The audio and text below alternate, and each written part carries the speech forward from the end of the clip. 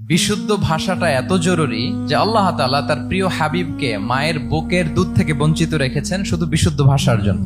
একজন মানুষ সর্বপ্রথম কোন জিনিসের প্রেমে পড়ে জানেন? কথার প্রেমে পড়ে। কথার ধরন, কণ্ঠস্বর, তার অ্যাটিটিউড, তার শব্দের জাদু, এটা মানুষের হৃদয়কে জয় করে ফেলে। তো রাসূল সাল্লাল্লাহু আলাইহি ইসলামের এই এলোকোয়েন্স ছিল। তিনি বলতেন আল্লাহ তাআলা আমাকে সর্বমর্ম বাচন ভঙ্গির অধিকারী করেছেন। মানে উনি যেটা বলতেন এটা ছিল very precise in wording but comprehensive in meaning. এটার যে দোতনা, এটার যে appeal to the heart of the people, to the heart of the listener, এটা অসাধারণ। মানুষের হৃদয়কে জয় করে ফেলতো। আল্লাহু আকবার। তিনি এমন ভাবে কথা বলতেন, কথার মাঝখানে মাঝখানে পজ দিতেন, মানে একটু থামতেন যাতে করে শ্রোতারা বুঝতে পারে। এত চমৎকার করে ওনার প্রেজেন্টেশন ছিল, বক্তব্য মালাগুলো ছিল, ফলে যারা শুনতেছে ইজিলি মুখস্থ করে ফেলতে পারত। রাসূল সাল্লাল্লাহু আলাইহি ইসলামের সবচাইতে বড় ভাষণটি ছিল বিদায় হজের ভাষণ, খুব সম্ভবত। ওই ভাষণের টেক্সট গুলোকে যদি একসাথে করা হয়, আমার মনে হয় 10 মিনিটের বেশি লাগবে না ওই টেক্সট গুলো পড়তে। তার মানে সবচাইতে বড় যে ভাষণ ওনার, ওটা কত ছিল? 10 থেকে 12 মিনিটের ভাষণ ছিল। আমরা তো ঘন্টার পর ঘন্টা বক্তব্য করি, তারপরেও তো আমরা মানুষের মনকে খুশি করতে পারি না। উনি সেই যে 1400 বছর আগে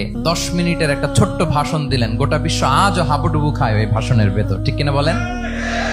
মাঝে মাঝে এমন আবেগ ঘন বক্তব্য উপস্থাপন করতেন, সাহাবারা অশ্রুসিক্ত হতো। আবার যুদ্ধের ময়দানে যখন কমান্ড করতেন, তখন তিনি রেগে যেতেন। উঁচু কণ্ঠে তিনি কথা বলতেন, মনে হচ্ছে একজন সেনাবাহিনীর কমান্ডার তার ব্যাটালিয়নকে কমান্ড করছেন। আল্লাহু আকবার।